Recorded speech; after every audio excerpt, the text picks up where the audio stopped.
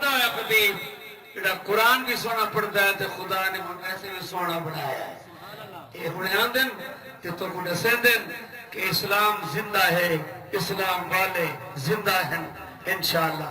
آؤ جی مولانا علامہ عبدالواحد صاحب مدثر العالی خطبہ شروع کر دیں، بیان فرمان دیں. السلام علیکم.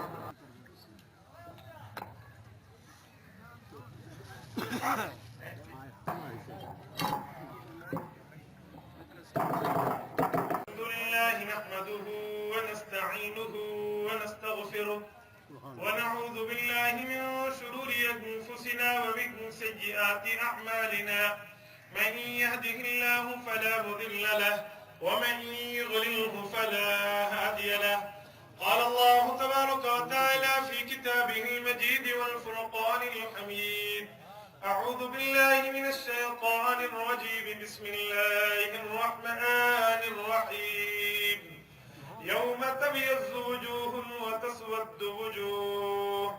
قال النبي صلى الله عليه وسلم: تبيض وجوه هم أهل السنة والجماعة، وتسود وجوه هم أهل البدع والضلالة. رواه الإمام السيوطي في الدر المنثور. صدق الله العظيم وبلغنا رسوله النبي الأمي الكريم، ونحن على ذلك لمن الشاهدين والشاكرين، والحمد لله رب العالمين. زندگی زمین کے سینے میں رہ گئی، زندگی زمین کے سینے میں رہ گئی، جنت کنیز بن کے مدینے میں رہ گئی. پھولوں کا حسن حضرت یوسف کو مل گیا، پھولوں کا حسن حضرت یوسف کو مل گیا، اور خوشبو میرے نبی کے پسینے میں رہ گئی. معزز سامعین، مسلک اہل سنت والجماعت سے تعلق رکھنے والے علاقہ برمی چراغ ضلع بکھر کے غیرت مند غیور مسلمان بھائیوں، آپ حضرات کی خدمت میں میں نے قرآن کریم سورت نمبر 3 سورت آل عمران آیت نمبر 106 گلدستہ احادیث میں تفسیر در منصور، تفسیر مظہری، تفسیر نصفی، تفسیر الجامع لاحکام القرطبی اور تفسیر مظہری سے آپ حضرات کی خدمت میں حضرت ابن عباس کی مروی کردہ ایک روایت کو پڑھا ہے. دعا فرمائیں اللہ پاک اس آیت اور اس حدیث کی روشنی میں اہل سنت والجماعت کے مسلک کی وکالت کی توفیق عطا فرمائے. میرے بھائیوں، نماز کا ٹائم بھی ہے اور میں نے مختصر وقت میں آپ حضرات کو مسئلہ بھی سمجھانا ہے. ہمارا نام ہے اہل سنت والجماعت احناف دیوبند. ہماری جام میں یہ 4 نسبتیں ہیں، میں نے ان 4 نسبتوں پہ آپ حضرات کے سامنے بات کرنی ہے. اہل سنت والجماعت احناف دیوبند. ایک ہمارا نام مسلمان ہے، وہ نام ہمیں قرآن نے دیا، هو سماکم المسلمین وبذالک امرت وانا اول المسلمین. مسلمان نام قرآن نے دیا. اہل سنت والجماعت یہ نام ہمیں کس نے دیا؟ اہل سنت والجماعت کے نام پہ پہلے یوں سمجھے، قرآن کریم کی سورت نمبر 3 آل عمران آیت نمبر 106 جب اتری، یوم تبیض وجوہ وتسود وجوہ، قیامت کا دن ہوگا، کچھ لوگوں کے چہرے کالے ہوں گے، قیامت کا دن ہوگا، کچھ لوگوں کے چہرے سفید ہوں گے. تو حضرات صحابہ کرام نے حضور پاک علیہ الصلوۃ والسلام سے پوچھا، یا رسول اللہ سفید چہروں والے کون ہوں گے، کالے چہروں والے کون ہوں گے؟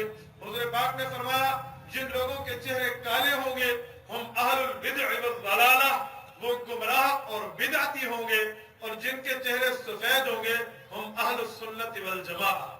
سبحان اللہ. ہمیں ہمارا نام اہل السنت والجماعت سرکار دو عالم صلی اللہ علیہ وآلہ وسلم نے عطا فرمایا ہے. یہ وہ نام ہے جو کسی پیر، کسی فقیر نے نہیں، امام الانبیاء نے عطا کیا ہے.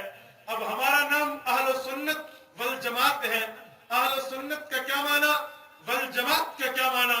میرے بھائیو یاد رکھنا، 21 ستمبر 2003 بروز اتوار حضرت مولانا عبدالغفور حقانی دامت برکات العالیہ کے مدرسہ جامعہ خلفاء راشدین میں قائد ملت اسلامیہ، جرنیل ناموس صحابہ حضرت مولانا محمد اعظم طارق شہید رحمت اللہ تعالی علیہ نے یہی لفظ فرمائے تھے. میں انہی کے لفظ نقل کرنے لگا ہوں.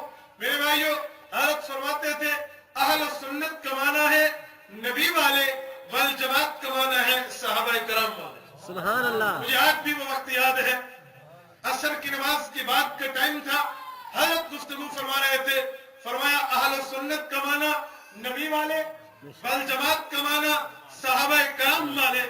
اس وقت یہ ختم بخاری کے عنوان سے پروگرام تھا، میرا بچپنا تھا، میں نے اس شیخ کی بات کو اپنے ذہن میں بٹھایا۔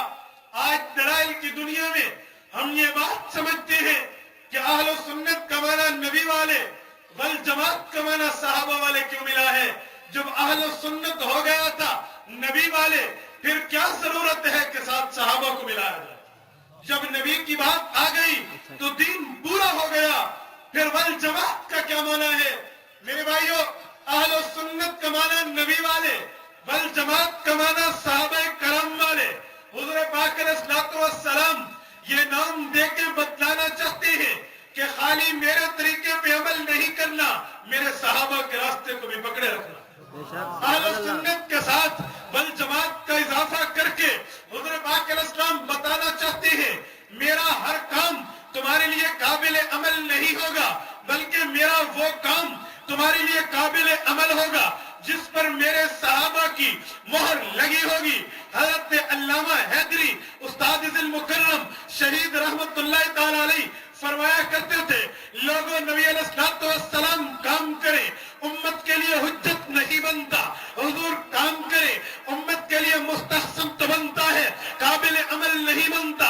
قابل عمل تب بنے گا جب صحابہ کرام کی اس پر مہر عملیت ہوگی، صحابہ عمل کریں گے، امت کو عمل کرنا پڑے گا، صحابہ بجا لائیں گے، امت اس پہ عمل کرے گی، صحابہ نہیں کرتے امت عمل نہیں کرے گی۔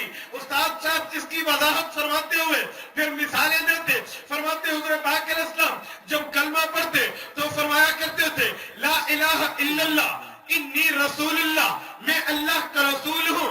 اب کوئی آدمی کہے بھئی میں بھی کلمہ پڑھوں گا انی رسول اللہ والا، ہم اسے مسلمان نہیں کہیں گے۔ تو انی رسول اللہ کا کلمہ نہیں پڑھ سکتا، بھئی کیوں نہیں پڑھ سکتا؟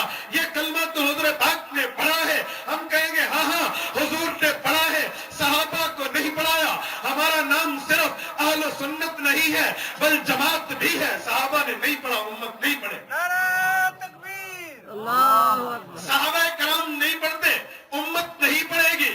حضرت استاد محترم اس کی مثال بیان فرماتے، رسول اللہ سو گئے ہیں، حضرت اماں عائشہ کی روایت کتاب الصلاۃ بخاری میں ہے، حضرت اماں نے پوچھا یا رسول اللہ اتنام قبل ان تؤتر، ابھی تو وتر نہیں پڑھے، وتر پڑھنے سے پہلے آپ سونے لگے ہیں۔ حضرت بلال کہتے ہیں حتیٰ سمیت غطیتا، پیغمبر اتنی گہری نیند سو گئے، میں نے ان کے خراٹوں کی آواز سنی ہے۔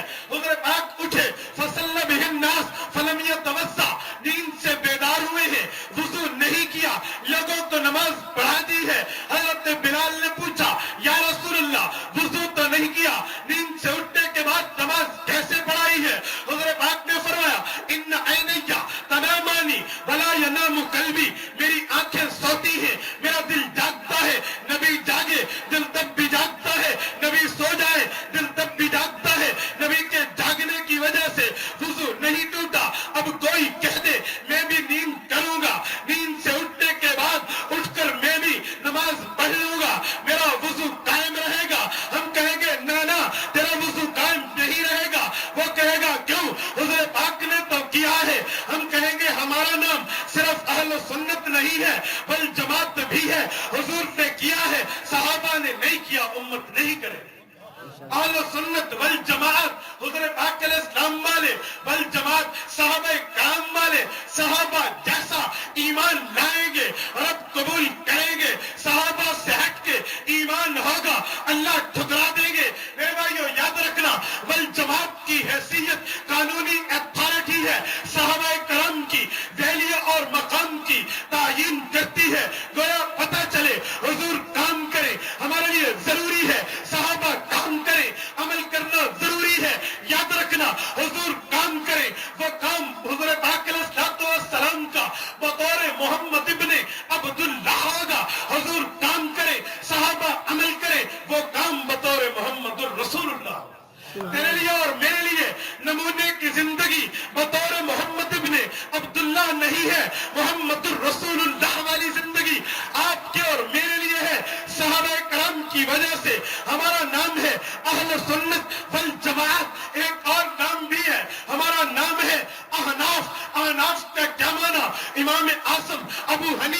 نعمان بن ثابت والے ابو حنیفہ گواہ ہے جس کے والد حضرت ثابت بن زوتی ہے. حضرت زوتی امام صاحب کے دادے کے ہاں امام صاحب کے والد کی پیدائش ہوتی ہے. حضرت ثابت کو اٹھا کر امام صاحب کے دادے حضرت علی المرتضی خلیفہ چہارم رضی اللہ عنہ کے دربار میں آتے ہیں. حضرت ثابت کو علی المرتضی نے اپنے ہاتھوں میں لیا ہے. امام اعظم کے والد کو اپنی گود میں بٹھا کے حضرت علی المرتضی نے انا مدینۃ العلم وعلی بابوہا کی مصداق زبان کو امام اعظم کے باپ کے زبان میں دی ہے. انہوں نے حضرت علی کے علوم کو چوسا ہے. اسی ثابت کے ہاں سے ایک بچہ پیدا ہوتا ہے جس کا نام ابو حنیفہ ہے. اس ابو حنیفہ کی خوشخبری حضور پہلے دے گئے ہیں. سورۃ جمعہ آیت نمبر 3 میں ہے وآخرین منہم لما یلحقوا بہم. کچھ لوگ آئیں گے وہ عربی نہیں ہوں گے, اجمی ہوں گے, دین کی خدمت کریں گے.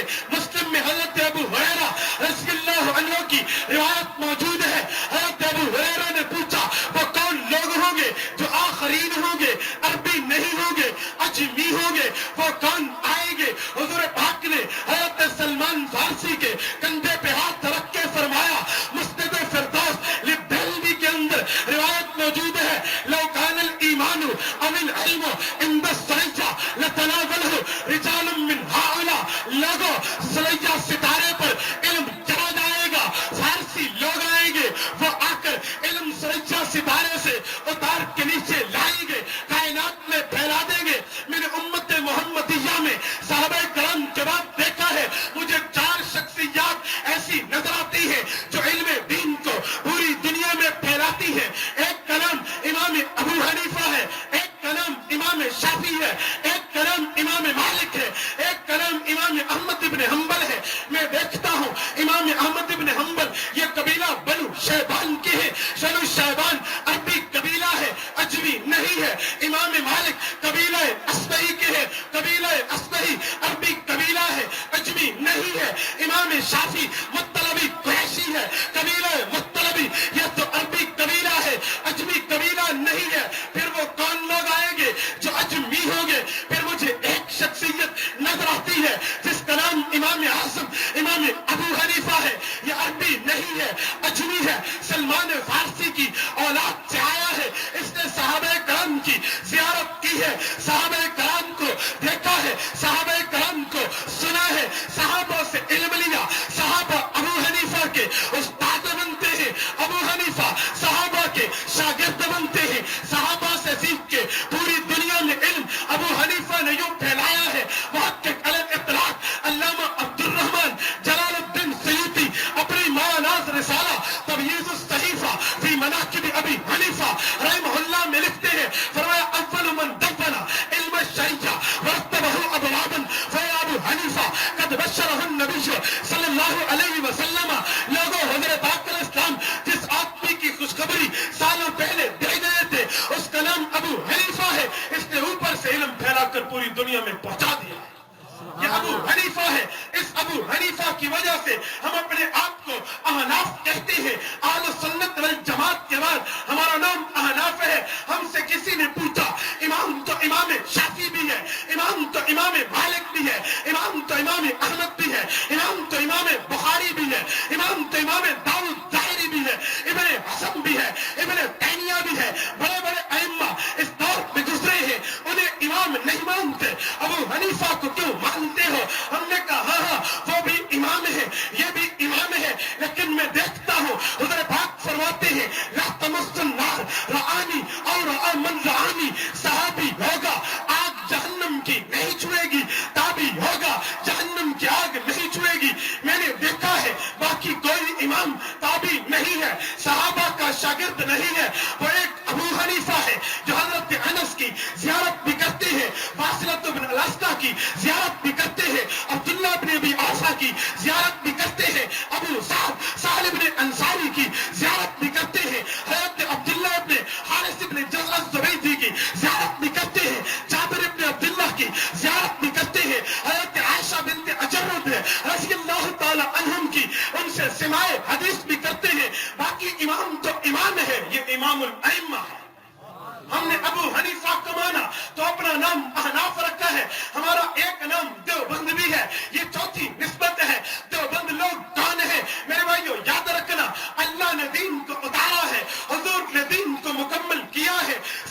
نے دین کو مضبوط کیا ہے، ابو حنیفہ نے دین کو لکھوایا ہے۔ قرآن کہتا ہے تنزیل من رب العالمین، اتارا اللہ نے ہے۔ الیوم اکملت لکم، مکمل حضور نے کیا ہے۔ ولا یمکنن لہم دینہم، مضبوط صحابہ نے کیا ہے۔ اول من دون، لکھوایا ابو حنیفہ نے ہے۔ تنزیل دین میرے خدا نے کر دی ہے، تکمیل دین میرے نبی نے کر دی ہے، تمکین دین نبی کے صحابہ نے کر دی ہے، تدوین دین ابو حنیفہ نے کر دی ہے۔ اب ہم تنزیل بھی نہیں کر سکتے، تکمیل بھی نہیں کر سکتے، تمکین بھی نہیں کر سکتے، تدوین بھی نہیں کر سکتے، وہ تو کہہ گئے ہیں۔ پھر دیوبند والوں نے کیا کام کیا ہے؟ جب عرب سے دین اترا، عرب سے چلا، عجم میں آیا، لوگوں نے بدعتیں ملائی، لوگوں نے فسادات ملائے، الہات ملائے، اس میں فتنے ڈالے۔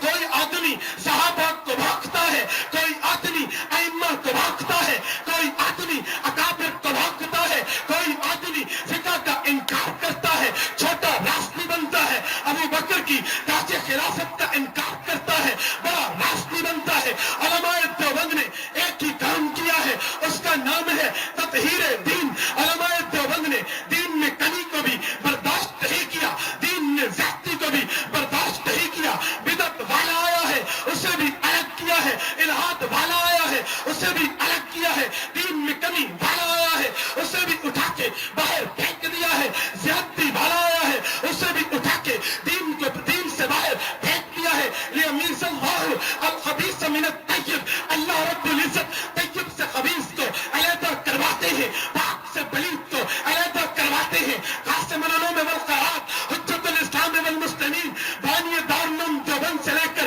آج آخری علماء دیوبند تک، ہر دیوبندی کا کام یہ ہے قرآن و سنت کے مطابق مشن کو دنیا میں پھیلاؤ، قرآن و سنت کے مطابق، اجماع صحابہ کے مطابق، قیاس شرعی کے مطابق پوری دنیا میں جا کر علماء دیوبند نے دین کو عام کیا ہے۔ ہاں آج بھی دیوبندی جو دعویٰ رکھتے ہیں وہ اللہ کے قرآن کو اپنی دلیل میں ساتھ رکھتے ہیں، آج بھی دیوبندی جو دعویٰ رکھتے ہیں وہ اللہ کے نبی کے فرمان کو اپنی دلیل میں ساتھ رکھتے ہیں۔ ہاں میں دیکھتا ہوں دیوبندی کہتا ہے اللہ ہر جگہ موجود ہے، اپنی طرف سے نہیں کہتا، قرآن دلیل دیتا ہے۔ قرآن پاک نے بتایا ما یکون من نجوى ثلاثة الا هو رابعهم ولا خمسة الا هو سادسهم ولا ادنى من ذلك ولا اکثر الا هو معهم۔ دیوبندی دعویٰ کرتا ہے میرے اللہ رب العزت ہر جگہ موجود ہے، مشرق میں ہو اللہ، مغرب میں ہو اللہ، جس طرف منہ کرو گے اللہ ہوگا۔ قرآن دیوبندی کے اس دعوے کی دلیل یوں دیتا ہے وَلِلَّهِ الْمَشْرِقُ وَالْمَغْرِبُ فَأَيْنَمَا تُوَلُّوا فَثَمَّ وَجْهُ اللَّهِ۔ دیوبندی کا دعویٰ یہ ہے اللہ رب العزت نے حضور پاک علیہ السلام کو حق دے کر بھیجا ہے۔ دیوبندی کے اس دعوے پہ قرآن دلیل یوں دیتا ہے هُوَ الَّذِي أَرْسَلَ رَسُولَهُ بِالْهُدَى وَدِينِ الْحَقِّ لِيُظْهِرَهُ عَلَى الدِّينِ كُلِّهِ وَلَوْ كَرِهَ الْمُشْرِكُونَ وَلَوْ كَرِهَ الْكَافِرُونَ وَكَفَى بِاللَّهِ شَهِيدًا۔ دیوبندی دعویٰ یہ رکھتا ہے حضور پاک آئے ہیں، آپ علیہ السلام کو اللہ نے بڑا علم دیا، بڑا علم دیا، اتنا علم دیا پوری کائنات کا علم مل جائے۔ انبیاء کرام کا علم ان سے بڑھ کے ہے۔ 1,24,000 پیغمبروں میں حضرت آدم سے لے کر عیسیٰ علیہ السلام تک تمام پیغمبروں کا علم مل جائے، میرے امام الانبیاء کا ان سے علم زیادہ ہے۔ دیوبندی یہ دعویٰ رکھتا ہے لیکن ساتھ ساتھ بتاتا ہے اتنا علم مل جانے کے بعد نبی عالم الغیب نہیں ہوتا، نبی ہر چیز کو نہیں جانتا۔ عالم الغیب میرے اللہ ہے، علم غیب کی کنجیاں میرے رب کے پاس ہے۔ دیوبندی کے اس دعوے پہ قرآن دلیل یوں دیتا ہے قُل لَا أَقُولُ لَكُمْ عِندِي خَزَائِنُ اللَّهِ وَلَا أَعْلَمُ الْغَيْبَ وَلَا أَقُولُ لَكُمْ إِنِّي مَلَكٌ۔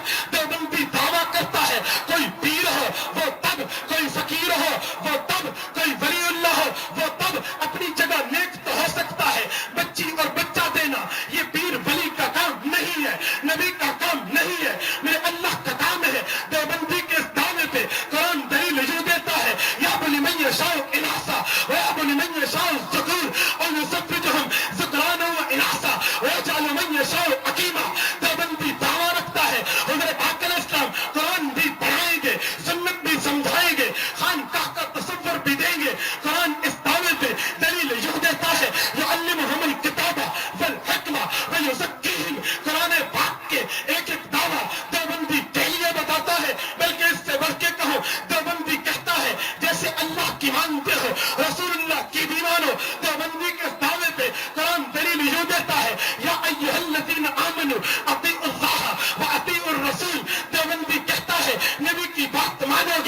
اللہ کی بات مانی جائے گی.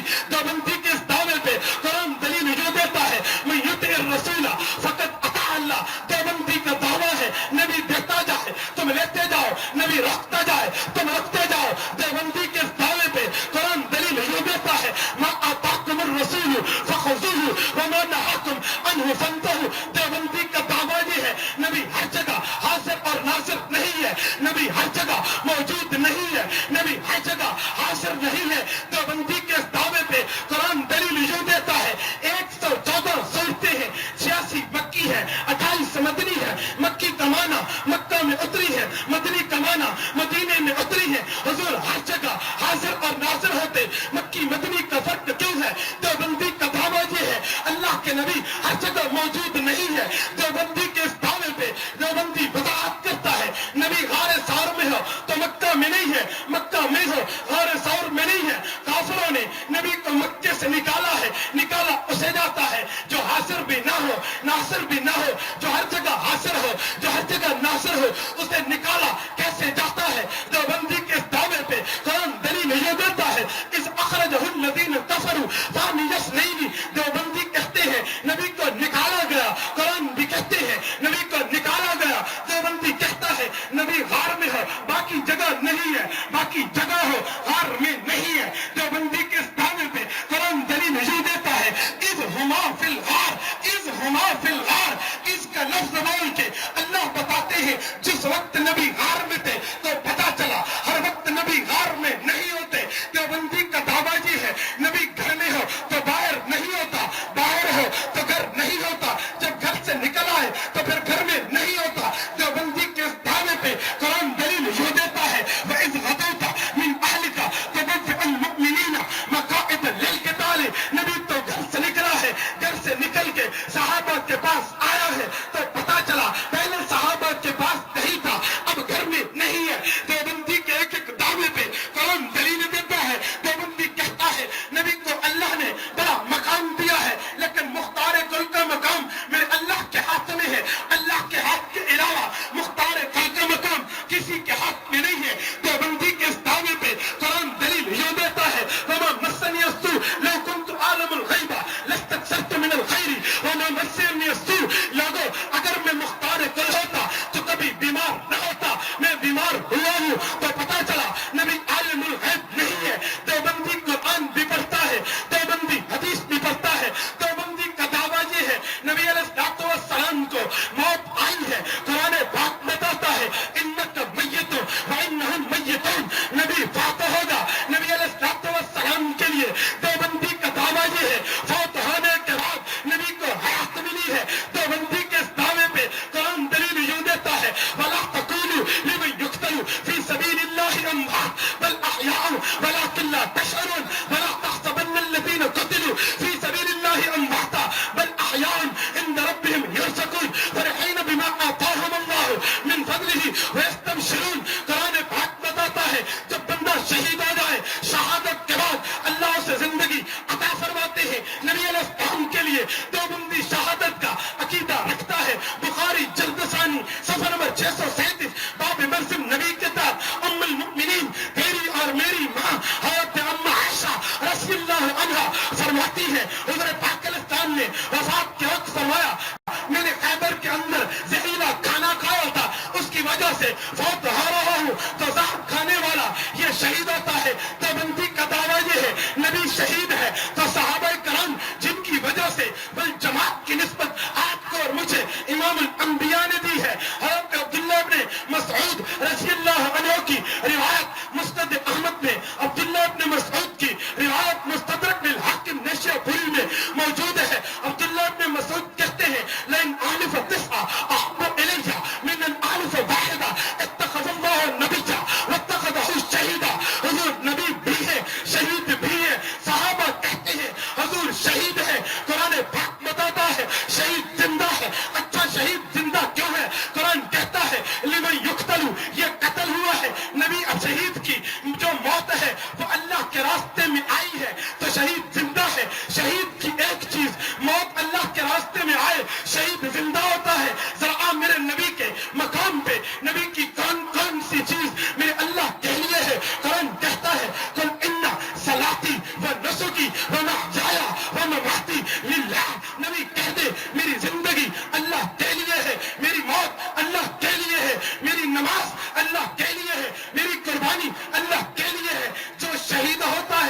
ومن یقتل، اس کی موت اللہ کے لیے ہوتی ہے. وہ ایک چیز دیتا ہے تو زندہ ہے. نبی نماز بھی خدا کے لیے، نبی کا روزہ بھی خدا کے لیے، نبی کی قربانی بھی خدا کے لیے، نبی کی زندگی بھی خدا کے لیے، نبی کی موت بھی خدا کے لیے. یہ مردہ کیسے ہے؟ یہ مردہ کیسے؟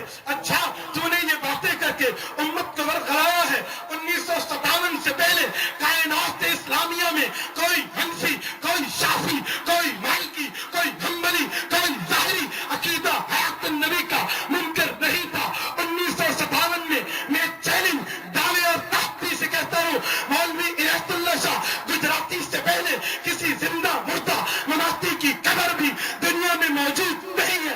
کوئی مماتی اعلیٰ خاندان کا ہو 57 سے پہلے موجود نہیں ہے.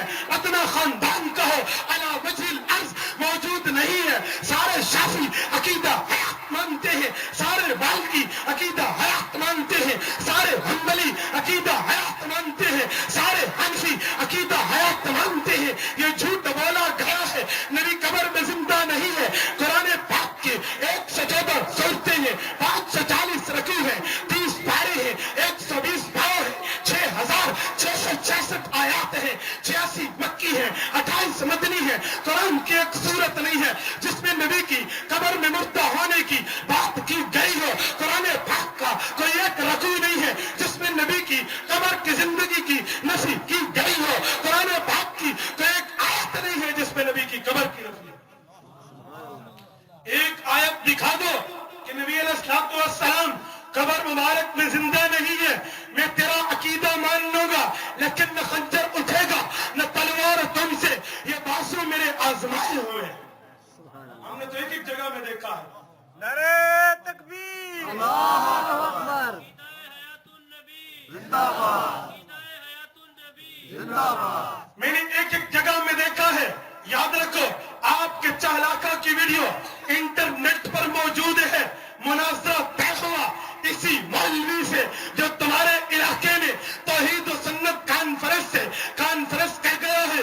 میں پوچھتا ہوں چہلاکا میں مناظرہ طے کرنے والے تیرے لوگ تھے، بلانے والے تیرے لوگ تھے، تیرے سسرالی رشتہ دار تھے. تو 1 نومبر کو چہلاکا کیوں نہیں آیا؟ آج کہتے ہو نہیں آیا نہیں آیا. میں آج بھی یہاں کھلے لفظوں میں کہہ کے جا رہا ہوں، اس مولوی سے تاریخ لینا تمہارا کام ہے. آنا دیوبند کے بیٹے کا. سبحان اللہ، اللہ اکبر، بے شک، زندہ اور باد، یاد رکھنا زندہ باد. کسی للو پنجو نہیں، اسی کو بناؤں گا جس کے نام میں حیات ہے عقیدے میں حیات نہیں ہے. یا نام بدل یا عقیدہ بدل. نام میں حیات ہے عقیدے میں ممات ہے. تیرا نام تیرے عقیدے پہ لعنت کرتا ہے. تو اپنا عقیدہ پھیلاتا ہے، نام کچھ اور رکھتا ہے. نام کچھ اور رکھ، عقیدہ اسی طرح رکھ. پھر میں مان لوں گا نام میرے عقیدے کی تائید کرتا ہے، عقیدہ تیرا شیعوں کے عقیدے کی تائید کرتا ہے. اٹھاؤ ترجمہ مقبول حسین لعنتی کا، ترجمہ روافض کا. ولا تقولوا کی تفسیر میں روافض نے لکھا ہے کہ ہمارے 12 امام جنت میں نبیوں کے ساتھ زندہ ہے. یہ اوپر زندہ ماننا ان کا عقیدہ ہے. اور دیوبند والے کہتے ہیں نبی کی قبر جنت سے بھی اعلیٰ ہے. بے شک، سبحان اللہ. اچھا اور ایک اور بات بھی سنو. وہ ایک دوسرا آیا جسے کوئی جانتا نہیں تھا. کل تو امام اعظم ابو حنیفہ کو بھونک کے غیر مقلدوں کے ٹکڑوں پہ پلنے والا آج عصمت اللہ کا نام لے کے تو آتا ہے.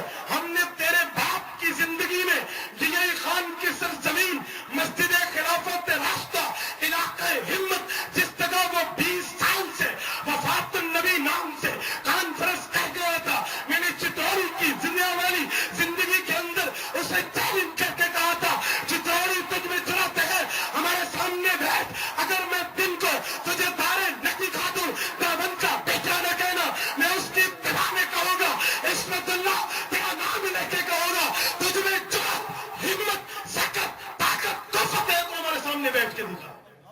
یہ کون سی باتیں ہیں؟ لیکن بیٹھ خود. میں تمہارا نام لے کے تمہیں چیلنج کرتا ہوں.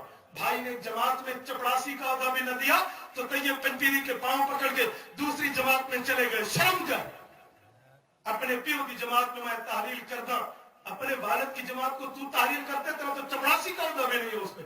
سر لگانے کا نام اگر علمیت ہے تو بریلوی پھر تم سے بڑے عالم ہے. اگر خامخواہ سے چیلنج کر کے بھاگ جانے کا نام علمیت ہے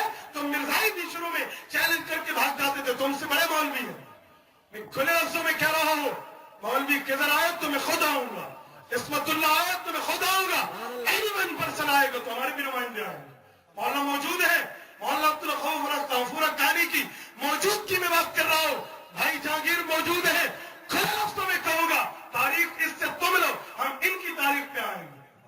بھائی جہانگیر بیٹھیے. کیوں میرے اللہ اکبر, زندہ باد. کیوں میرے دیوبند کے بھائیوں کو خام خواہ سے باتیں کر کے ترباتے ہو؟ یہ للو پنج والے گالیاں نہیں. اور یاد رکھنا خضر حیات جتنی ڈینگیں مار رہا ہے, یہ ساری ڈینگیں اس کی اس دن ختم ہو جائیں گے جس دن سامنے آ گئے. اللہ اکبر. سامنے تو آئے نا, میرے ساتھ فلاں کو بٹھاؤ فلاں کو. میں 14 مقامات گن کے بتائے تھے چالاکا میں, وہ ویڈیو انٹرنیٹ پہ موجود ہے جہاں سے یہ بھاگا ہے. اس وقت 12 مقام تھے. میں نے کہا 12 مقام سے بھاگے ہو تو 12ویں والے بنے ہو. ساجی نہیں فرماتے تھے 11 لوگ چھڑے نہیں 12 لوگ چھڑے نہیں, تو وہی بنے ہو نا.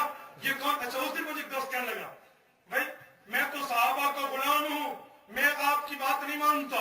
مولانا حق نواز شہید رحمت اللہ تعالی علیہ کو قائد ماننے والا, حضرت علامہ حق نواز جھنگوی کو امام سنی انقلاب ماننے والا کبھی مماتی نہیں ہو سکتا.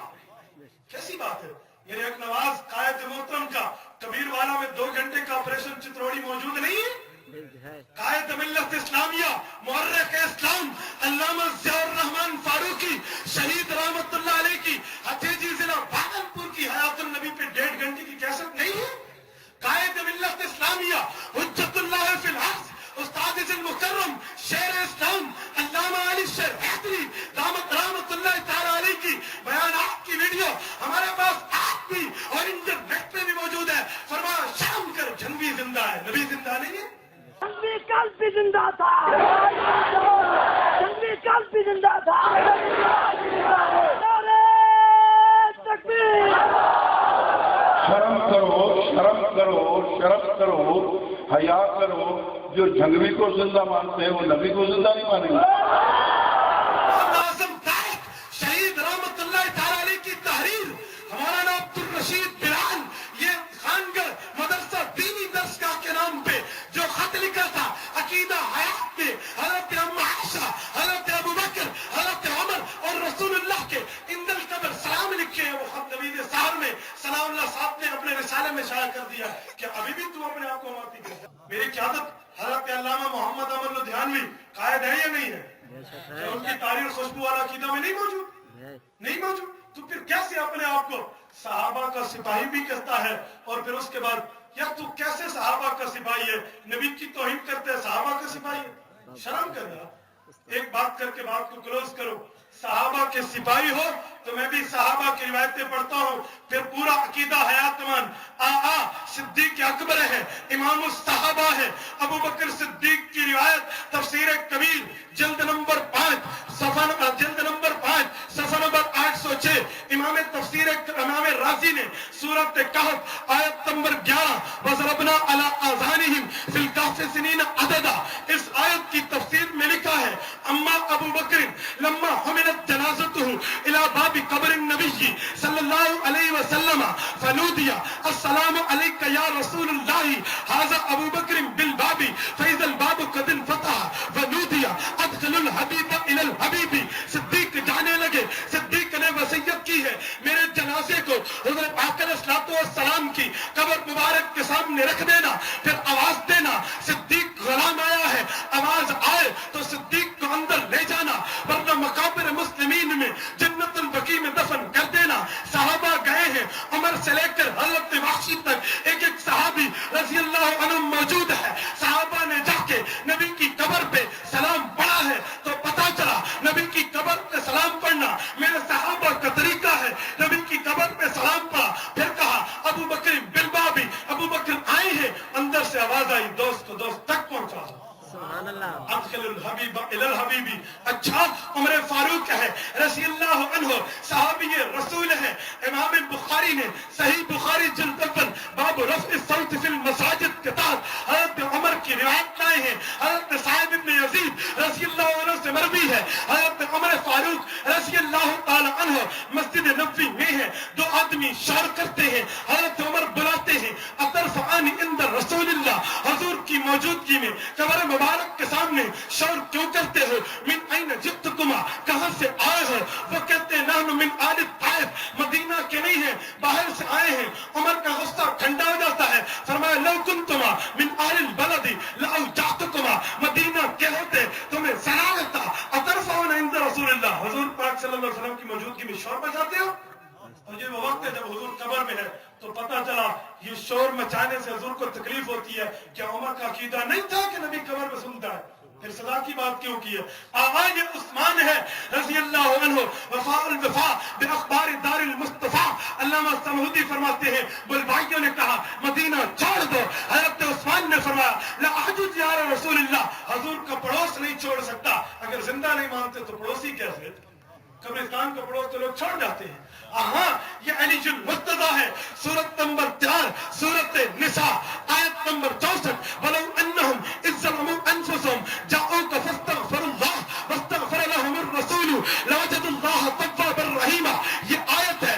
इमाम तफसीर इब्न कसीर ने, इमाम इब्न कसीर ने अपनी तफसीर में मुफ्ती आज़म पाकिस्तान मौलाना मुफ्ती मोहम्मद शफी उस्मानी ने मारिफुल कुरान जल्द नंबर 2 सफा नंबर 460 पे लिखा है। अली फरमाते हैं अभी वफात को 3 दिन गुजरे, कब्र पे देहाती आके गिर गया। हुजूर को कहने लगा अल्लाह से मेरी मग़फ़िरत मांगो। कब्र से आवाज आई इन्नहु क़द ग़ुफ़िर लक, तेरी बख्शिश हो गई है।